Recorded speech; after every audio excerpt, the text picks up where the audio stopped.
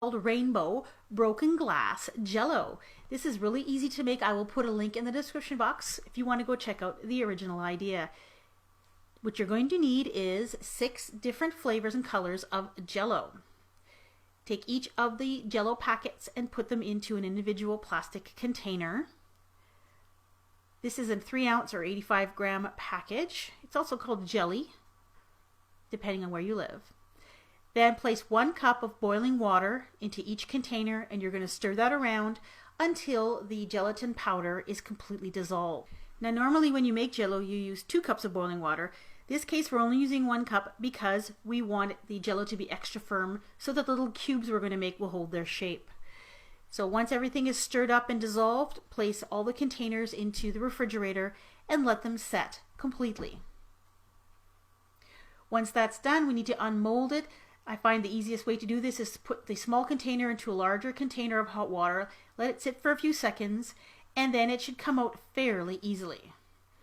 Just loosen the edges a little bit, and once you allow a little bit of air to get in and around the Jello piece, it should just slide right out.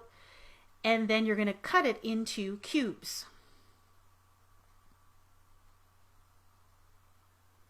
The size of the cubes is up to you, of course. I did about 1/2-inch cubes, I guess. And then what I did is I placed all of the sliced up cubes on a plate, and I put this back into the refrigerator to make sure that they stayed chilled. And you're going to repeat this with the 5 other colors. Now take a 9-by-13-inch baking dish, and then you're just going to spread out the different color Jello pieces. And what I tried to do is make sure that all the Jello pieces were kind of randomly spread out so that every part of the pan had a little bit of each color. So there it all is. Now to bind all this together, we're going to make a separate gelatin mixture.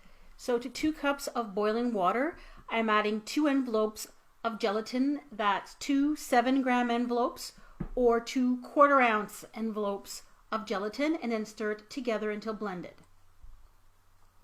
And then you're going to add 1 can of sweetened condensed milk. The original recipe asks for a 14-ounce can of sweetened condensed milk. For some reason around here all you can find is 300 milliliter cans, which is about 10 ounces. But I used the 10-ounce can and it worked out fine. So if that's all you have, then go ahead and use that and you'll be fine. So stir the sweetened condensed milk into the gelatin and water mixture and pour it over the Jello pieces. And then put this in the refrigerator and let it set completely for several hours. Once it's set completely, you can cut it into squares and serve it up. And when you slice in and pull out the pieces, when you look at it on profile or on the side, you can see all the different colors of cubes of Jello in there. And it makes for a really cute dessert. It has a very sweet kind of creamy, milky flavor to it.